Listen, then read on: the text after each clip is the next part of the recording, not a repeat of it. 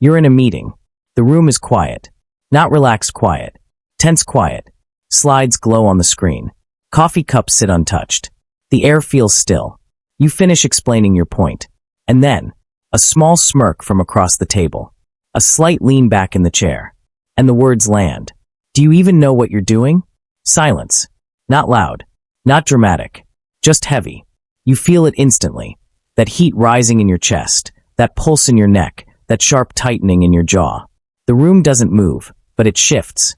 Eyes turn toward you. Some curious, some uncomfortable, some pretending not to notice.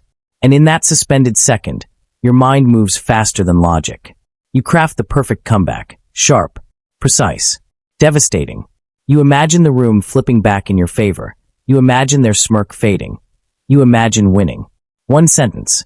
That's all it would take to destroy the moment. Or salvage it. Or ruin it completely. Because this isn't just about a comment.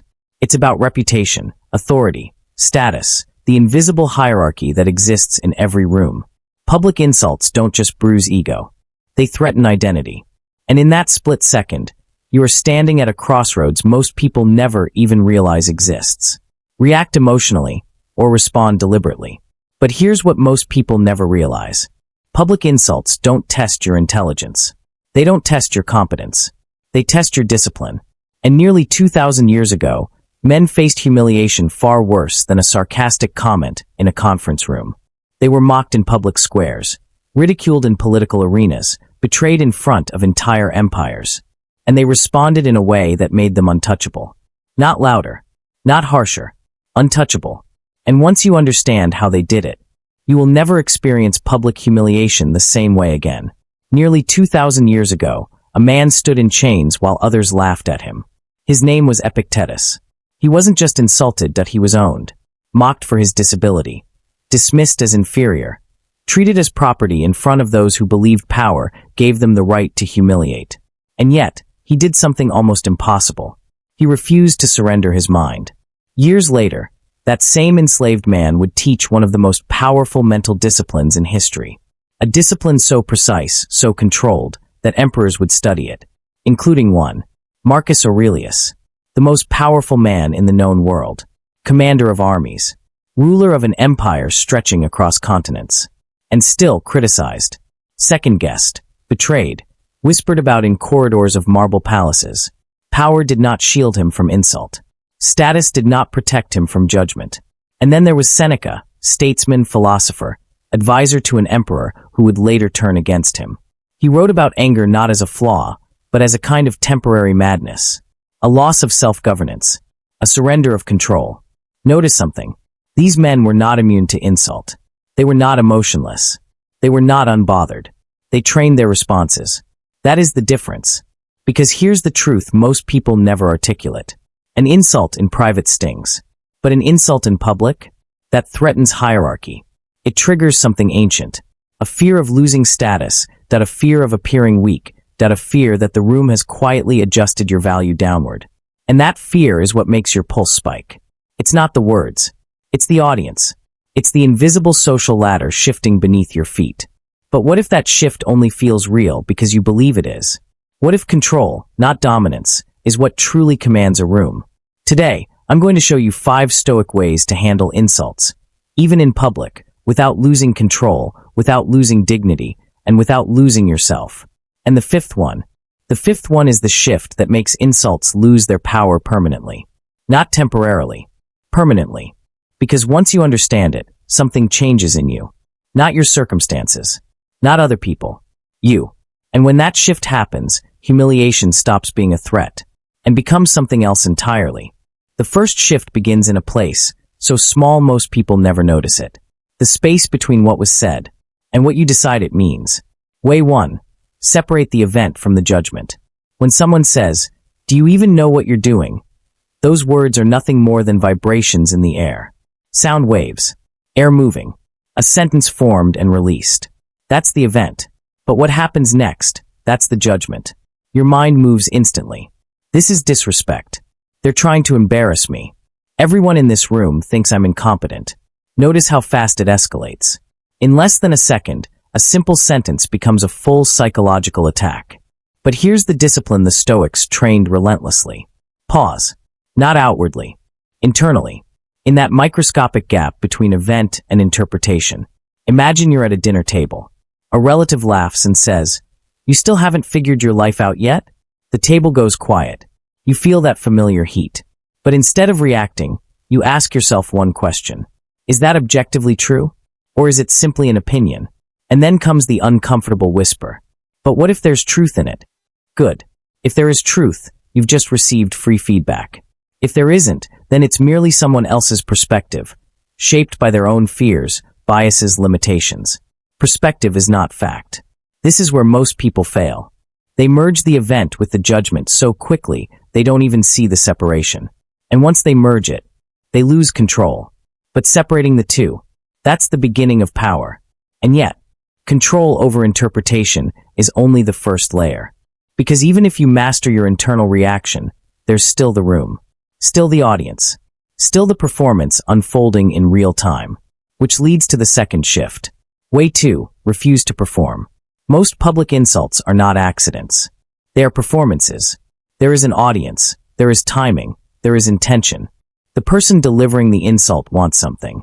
Energy, reaction, validation. If you react emotionally, raise your voice, defend aggressively, fire back, you step directly into their frame. Now you're performing too. Now the room isn't watching them. It's watching you. But the Stoic response disrupts the script. Calm eye contact. Measured breath. A short response. Or sometimes, nothing at all. Silence, chosen deliberately, is not weakness. It is control. And the person who stays composed controls the room. Because calm unsettles aggression. Stillness destabilizes performance. But here's the truth that makes this even more powerful. Control alone isn't enough. Because even when you master your reaction and refuse to perform, there's still something deeper that must shift. And that's where most people never go. And this is where the real shift begins. Because once you've separated the event from the judgment, and once you've refused to perform for the room, you gain something subtle. Space. And in that space, you can turn the lens. Way 3. See the source, not the surface. Most people hear the insult and immediately focus inward. What does this say about me? Why would they say that about me? Did I deserve that? But the Stoics train themselves to reverse the direction of the question. Not inward, outward. What does this reveal about them? When someone interrupts you publicly to belittle your point, what are they revealing? Confidence or insecurity? When someone makes a sarcastic remark in front of others, what are they displaying? Strength or a need for validation? Sometimes the insult is not about your competence. It's about their fear of losing status. Sometimes it's not about your mistake. It's about their stress looking for a target. Sometimes it's not about you at all. It's pressure displacement. And once you begin to see insults as data, not attacks, you detach. You observe. You stop absorbing what doesn't belong to you. That is emotional sovereignty. The ability to remain internally governed regardless of external behavior. And once you see this, something changes. You no longer feel cornered. You feel informed. But there's another layer beneath this. Because even when you understand their motives, even when you detach, there is still something inside you that wants to react. Your ego. Way 4. Lower your ego. Raise your standard. Public insults hurt because ego demands defense. Ego whispers, prove them wrong. Put them in their place.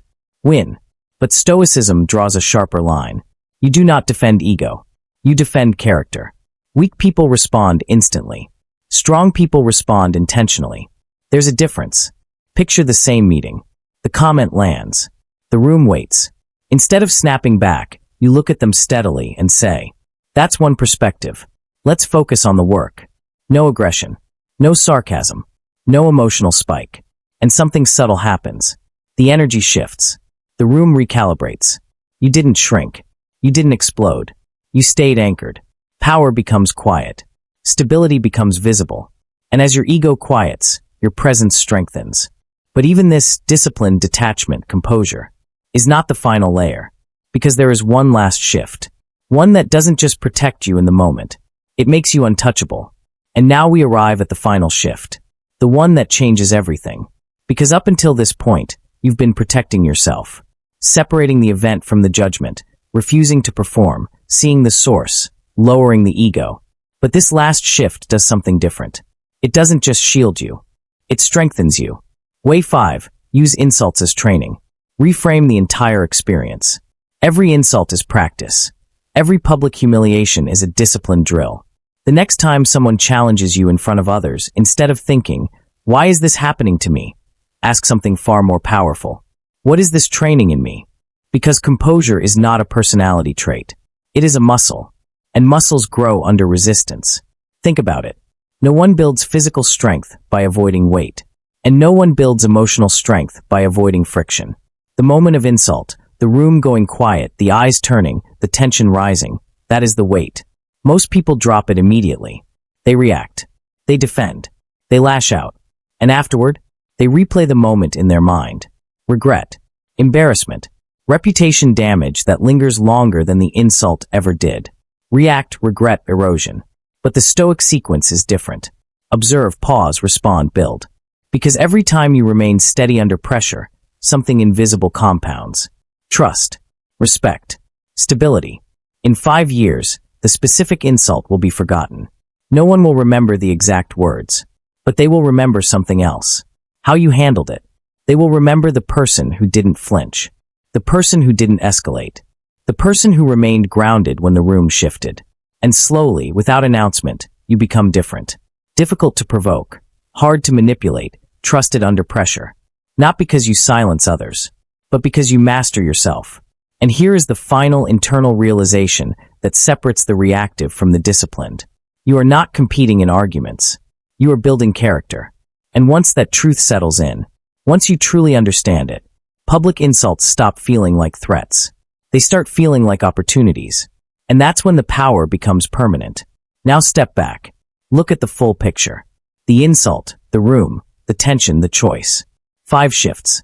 Not loud, not dramatic, but precise. Separate the event. Refuse the performance. See the source. Lower the ego. Use it as training. Layer by layer, something forms. Not armor made of aggression. Not a wall built from bitterness. A shield. A shield of clarity. Because clarity is what stops emotion from hijacking you. Clarity reminds you that words are vibrations. That performance requires participation. That insecurity often disguises itself as confidence. That ego demands defense, but character demands discipline. That pressure is weight, and weight builds strength. Look at the world around you. People duel in comment sections. They escalate arguments in meetings. They sabotage relationships over wounded pride. They burn reputations in moments of impulse. All for the illusion of winning. But you remain steady. While others react, you observe. While others defend, you decide. While others escalate, you anchor. And slowly, almost invisibly, the room begins to feel it. Not dominance. Control. You don't become colder. You become composed. You don't become distant. You become deliberate. You don't become feared. You become rare. And in a world addicted to reaction, rarity is power. That is the transcendence. Not the absence of insult, but the absence of internal chaos when it arrives. Years from now, you won't remember the exact wording. You won't remember the smirk dot, or the tone dot, or even the room. The coworker who insulted you will fade into the background of memory, like so many others who tried to provoke a reaction. But something else will remain. Your reputation. Because composure compounds. Every time you choose discipline over impulse. Every time you remain steady when others expect you to fracture. Every time you refuse to trade dignity for a moment of emotional satisfaction. People notice. Quietly. And over time, they trust the one who doesn't tremble under pressure. Remember this. You are not obligated to attend every argument you're invited to. Pause. Observe. Choose. And if you're serious about mastering this discipline daily, about becoming the rare person who remains unshaken, subscribe. Not just to follow, but to train. Now tell me, what's the last public insult that tested you? Let's turn it into strength.